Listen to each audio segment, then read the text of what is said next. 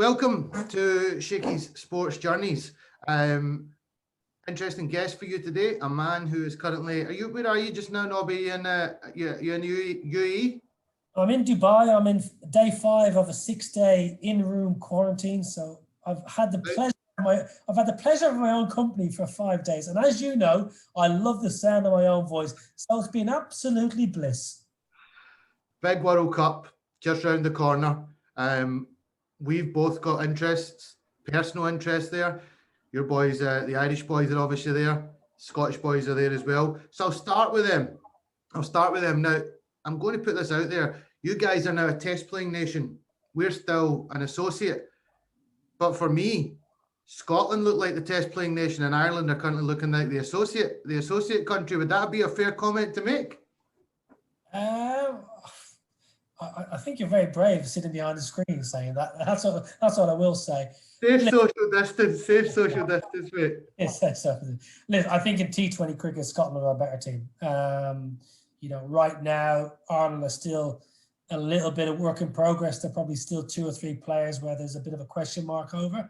Whereas you look at Scotland, they've got most of the bases covered, I would say. Someone like Munsey, who's a brilliant hitter of a ball with great improvisation. I'm looking forward to seeing him go.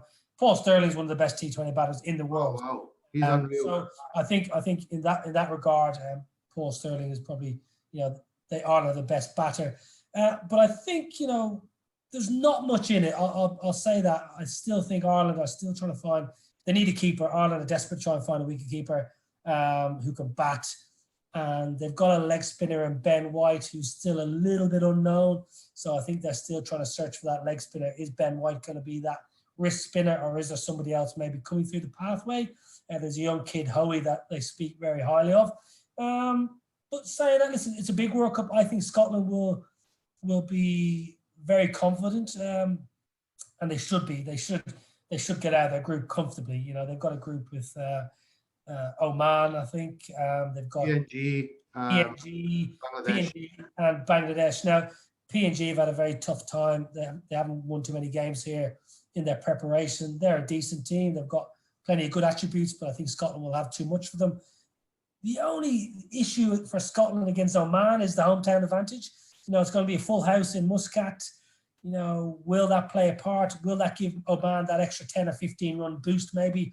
Or if Scotland lose a couple of wickets early, when the squeeze comes on in the middle against the Omani spinners, the crowd kind of rises to the home team. Will Scotland cope with that pressure? I think they will, because the likes of Berrington, McLeod and people like that, they've got a lot of experience to draw on. But that will be the only issue, I think, against Oman.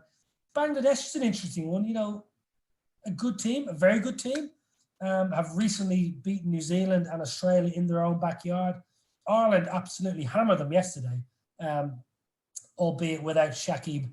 I didn't see that. That's good signs for Scotland as well. That Ireland absolutely smoked them. I think Ireland won by about 30 runs, maybe. Ireland got 170. Gareth Delaney got 80 not out, hit 8 sixes. And Bangladesh never got going. I think they got within 30. Now, they didn't have Shakib, so obviously Shakib that's 4 overs, probably 2 for 20. Realistically, you're not going to smack Shakib out of the attack. Very, very few teams do, especially on the pitches over here, as the IPL has shown. And he's probably going to pick up 1 wicket, maybe 2. So all of a sudden, that kind of brings Bangladesh maybe a little bit further away. But Scotland shouldn't fear Bangladesh. I think Bangladesh will get through the group as winners, and I think Scotland will come runners-up. Now, for Ireland, they got Netherlands first up. Probably the best Netherlands side of all time. They've got 4 or 5 quicks they can pick from. Van der Gugten, Van Meekeren, Brandon Glover bowls rapid. Logan van Beek, excellent bowler. They've got Fred Klaassen, who's done well in the Blast and done well in the 100 in England. So they've got 5 quicks. They don't need 5 quicks, but they've got 5 quicks to pick from. When you think all back through the last 20, 30 years, when have the Netherlands had 5 excellent quick bowlers to pick from? There was Schifferly was good. They've had the other guys down the years in previous years, but never have they had this much experience. So They brought back Roloff van der Merwe, excellent cricketer. You know, he's 4 overs, difficult to get away, picks up a wicket, very combative batsman, brilliant fielder. You know, Colin Ackerman, you know, wonderful player, Leicestershire's captain. So I think the Dutch is going to be very difficult for Ireland. Ireland play the Netherlands first up in the group. That's a massive game. Probably whoever wins that game goes through. You know, without dimming down the chances of Namibia, who have a good team and got David Visa on board, ex-South African international. But I think Namibia could be anyone. Like, don't get me wrong, but I think Sri Lanka should win the group. And then it's going to be an absolute dogfight for that second spot. Now, Ireland against Holland first up on Monday. I'll be there, Sheikh Zayed Stadium. Ireland have found form, which is massive. You know, not just Sterling, not just Kevin O'Brien, who have been the mainstays for the last 2 years. You know, with the bat, Gareth Delaney's played well. Curtis Camphor's found a bit of form, but Bob Burney's found a little bit of touch. And the bowlers have done a decent job, like Josh Little, Mark Adair, Craig Young. Simi Singh is very, very handy. So I just think Ireland have enough to get over the line against the Netherlands. It's going to be a nervy game, Shaky. I'm not going to lie to you. But I think if Ireland can win that game first up against the Netherlands, they'll get through. And Sri Lanka should win the group. But I wouldn't be surprised. I wouldn't be surprised if Ireland and the Netherlands went through. But I think Ireland and Sri Lanka will go through. So Ireland and Sri Lanka, Scotland and Bangladesh, you're predicting from the other group. Excited by what you've seen with the Scottish team. I think it's the best team that we've ever had going into a tournament. I just hope that we can handle the big occasion as the Irish have done in the past. I think it's time for the Scots to do the same. And listen, I would love to see both teams do fantastically well in the tournament. What's your predictions for who's going to win the tournament?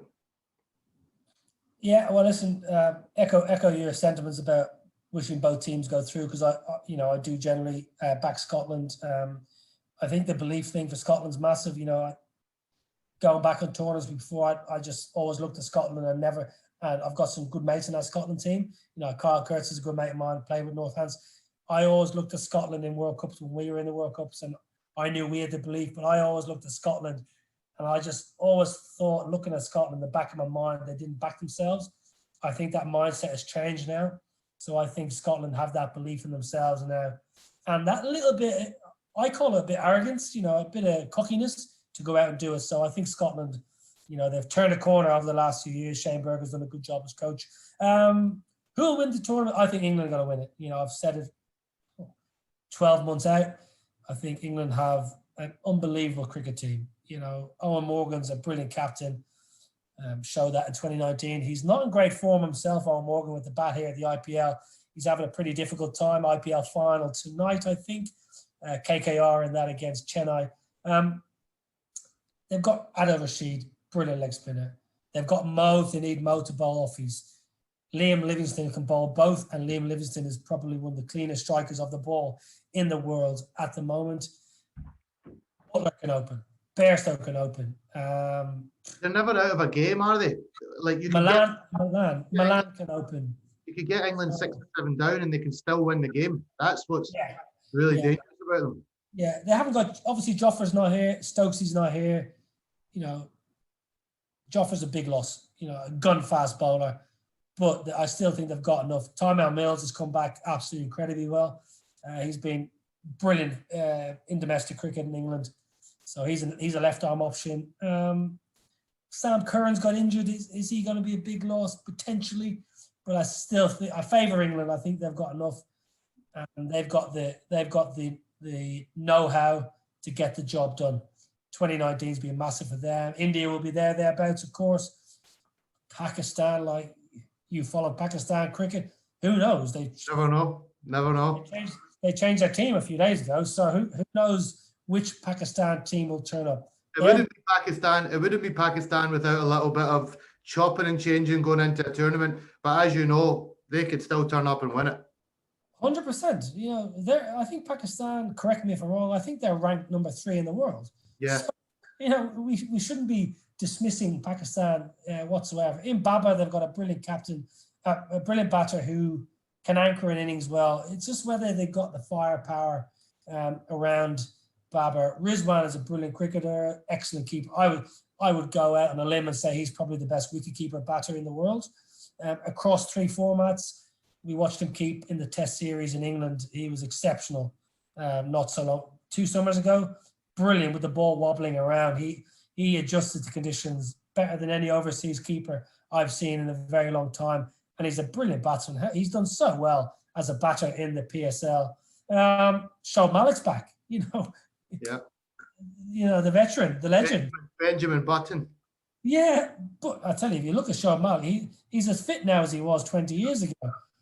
He doesn't have a great, I might be mistaken, but I don't think his form of late is anything to write home about. It's a bit controversial, his selection. I've been seeing. Yeah, but he can still club a few over the ropes at the back end, and then as a bowling unit, they've got some match winners. Shaheen Shah Afridi, probably the best left armour in the world.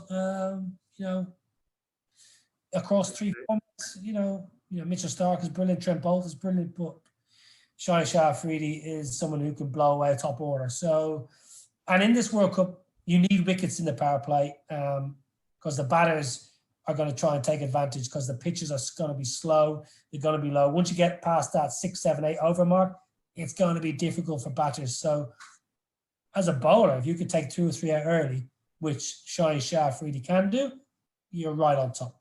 So listen, Pakistan can do it, but I think England are going to win it. I think so. I think it'd be hard to look past England winning the tournament. Listen, it's been a pleasure. It's been a pleasure. Anyone listening just now, this was a T20 World Cup preview with Niall Obrien. But prior to this, we recorded a podcast on his cricket journey and his life to date, which will come out probably in a couple of weeks' time. I'm really excited to get it out. It was phenomenal to listen to. But listen, thank you very much, my friend. I'll catch you for 2 seconds at the end, but much appreciated. Absolute pleasure. Anytime.